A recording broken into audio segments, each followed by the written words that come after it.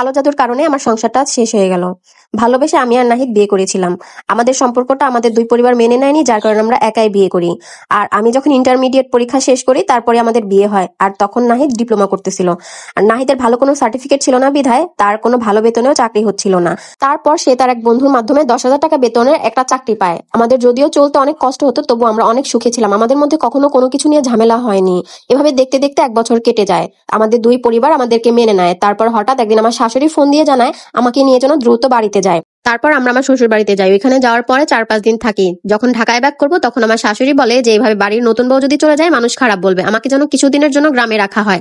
নাহিদ আমাকে বাড়িতে রেখে ঢাকায় চলে আসে। তারপর শুরু হয় আমার জীবনের এক কালো অধ্যায়। আমার শ্বশুর বাড়িতে আমি, আমার শ্বশুর, শাশুড়ি আর আমার ননদ ছিল। আমার ননদের বিয়ে হয়েছিল কিন্তু সে শ্বশুর বাড়িতে থাকতো না, এখানেই পড়ে থাকতো। আমাকে ওই বাড়িতে সব কাজ একা হাতেই করতে হতো। রান্না থেকে শুরু করে গরু ছাগল খাওয়ানো, গোয়াল ঘর পরিষ্কার করা, উঠান ঝাড়ু দেওয়া, ঘর মোছা, ননদের জামা কাপড় পর্যন্ত ধুয়ে দেওয়া ছিল আমার কাজ। এতে আমার মাঝে মাঝে অনেক খারাপ লাগতো, কিন্তু কিছুই করার ছিল না। নাহিদ ঢাকায় যাওয়ার পর থেকে আমার সাথে নাহিদের তেমন কোনো কথা হতো না। যখনই কথা বলতে যেতাম তখনই আমার ননদ নয়তো আমার শাশুড়ি আমার পাশেই বসে থাকতো। আর বেশিরভাগ সময় তো আমার শাশুড়ি আমার কাছ থেকে ফোনটাই নিয়ে নিত, বলতো আমার ছেলে সারাদিন পরিশ্রম করে এসেছে, এখন একটু ঘুমাতে দাও। এসবে আমি অনেক কষ্ট পেতাম, অনেক কান্না করতাম, কিন্তু কাউকেই বুঝতে দিতাম না। এর মাঝে হঠাৎ আমি অসুস্থ হয়ে পড়ি। আমাকে ডাক্তারের কাছে নিয়ে গেলে ডাক্তার জানায় আমি যেন বেড রেস্টে থাকি, আমাকে দিয়ে যেন কোনো কাজ না করায়। এই কথা শুনে আমার শাশুড়ি তো তেলে বেগুনে জ্বলে ওঠে, বলে এইসব নাকি সবকিছু আমার প্ল্যান, আমি নাকি ইচ্ছা করে অসুস্থ হয়েছি। যাই হোক, আমাকে দিয়ে তারপরে সবকিছু করানো হয়। এর মাঝে দেখতে দেখতে 1 বছর কেটে যায়। নাহিদ নতুন চাকরি পায়। যখনই সে শুনে নাহিদ ভালো বেতনে চাকরি পেয়েছে, আমাকে আবার বাসায় নিয়ে যাবে, তখনই তার আসল রূপ আবার বের হয়। সে বরাবরই আমার সাথে যদিও খারাপ আচরণ করতো, তখন সে আরো আমার সাথে খারাপ আচরণ করা বাড়িয়ে দেয়। যাই হোক, নাহিদ আমাকে ঢাকায় নিয়ে আসে। এবার আমাদের সংসারটা আরো ভালো চলতেছিল, আমাদের কোনো কিছুরই অভাব ছিল না। আমরা দুইজন অনেক সুখী ছিলাম, কিন্তু এত সুখ যে আমার কপালে সইবে না এটা হয়তো বুঝতেই পারিনি। আমার শাশুড়ি ফোন দিয়ে জানায় সে আমাদের বাসায় আসতে চায়। 2 দিন পরেই সে আমাদের বাসায় আসে। আসার সময় অনেক কিছু গ্রাম থেকে রান্না করে নিয়ে আসে তার ছেলের জন্য। আমার শাশুড়ি প্রায় 15-20 দিন আমাদের বাসায় থাকে, তারপর সে গ্রামে চলে যায়। তারপরে হুট করে আমি অসুস্থ হয়ে যাই। বমি বমি ভাব, মাথা ঘোরা, গা গলানো, হাত পা জ্বালাপোড়া করা, একটু কিছু খেতে পারতাম না। প্রথমে ভাবি যে আমি মা হতে চলেছি, কিন্তু প্রেগনেন্সি টেস্ট করে দেখি এরকম কিছুই না। তারপর নাহিদ আমাকে একটা ভালো ডাক্তারের কাছে নিয়ে যায়। ডাক্তার আমার তেমন কোনোই অসুখ ধরতে পারে না।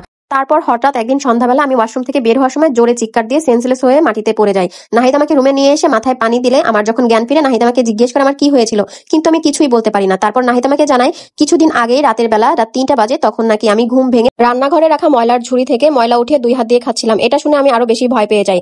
তারপরে আমার বাবা মাকে জানানোর পরে আমার বাবা মা বলে আমাকে কোনো ভালো হুজুর দেখাতে হবে, হয়তো আমার কোনো ডাক্তারি অসুখ হয় নাই। তারপরে 2 দিন পরে আমার বাবা এসে আমাকে নিয়ে যায়, আমাকে আমার বাড়িতে নিয়ে যেয়ে একটা ভালো হুজুর দেখায়। হুজুর আমাকে জানায় আমাকে নাকি কালো জাদু করা হয়েছে। প্রথমে আমি বিশ্বাস করতে পারিনি। তারপরে আমার মনে হলো যারা আমাকে পছন্দ করে না তারা আমার ক্ষতি করবে, এতে তাদের কি আসে যায়। আমার শ্বশুর বাড়ির মানুষ যে আমাকে পছন্দ করতো না এমন না, কিন্তু আমার শাশুড়ি চেয়েছিল তার এক আত্মীয়র মেয়ের সাথে আমার স্বামীর বিয়ে দিতে।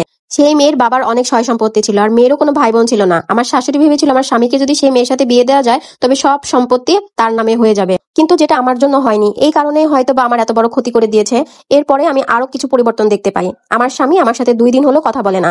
তাকে ফোন দিলে সে আমার ফোন ধরে না, যদিও বা ধরে আমার সাথে তার প্রচুর পরিমাণে ঝগড়া হয়। সে আমাকে বলে সে আমাকে ডিভোর্স দিয়ে দিবে। এই কথা শুনে তো আমি পুরো পাগল হয়ে যাই। আমি একদম ভেঙে পড়ি, আমার সবকিছু যেন অন্ধকার হয়ে যায়। আমি আমার স্বামীকে অনেক বোঝাই, কিন্তু আমার কথা সে কোনোভাবেই সহ্য করতেই পারে না। আমি আমার শাশুড়িকে ফোন দেই, আমার শাশুড়ি জানায় তার এখানে কিছুই করার নাই, তার ছেলে যা বলবে তাই। ওই সময়টা আমার যে কেমন লেগেছিল শুধু আমিই জানি। আমি এতটা ভেঙে পড়েছিলাম যে আমি কয়েকবার নিজেকে শেষ করারও চেষ্টা করেছিলাম। যাই হোক, আমাদের ডিভোর্স হয়ে যায়। আমার স্বামীর সাথে ওই মেয়ের বিয়ে হয়। আর ওই ডিভোর্স পেপারে সাইন করার সময় আমার মনে হয়েছিল যে আমি একদম ভেঙে যাচ্ছি। আমি এত কান্না করেছিলাম, চিৎকার করে বলেছিলাম আল্লাহ তোমাদেরকে কখনোই ক্ষমা করবে না, আমার সাথে তোমরা অন্যায় করলে।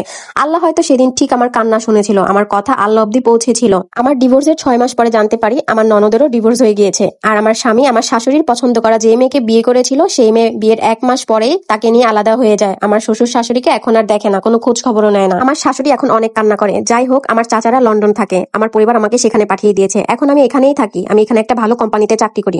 এখন আমি অনেক ভালো আছি। আমি বিয়ে করিনি আর, কিন্তু আমি আমার নিজেকে সময় দিচ্ছি। তবে মাঝে মাঝে ভাবি এমনটা আমার সাথে না হলেও পারতো।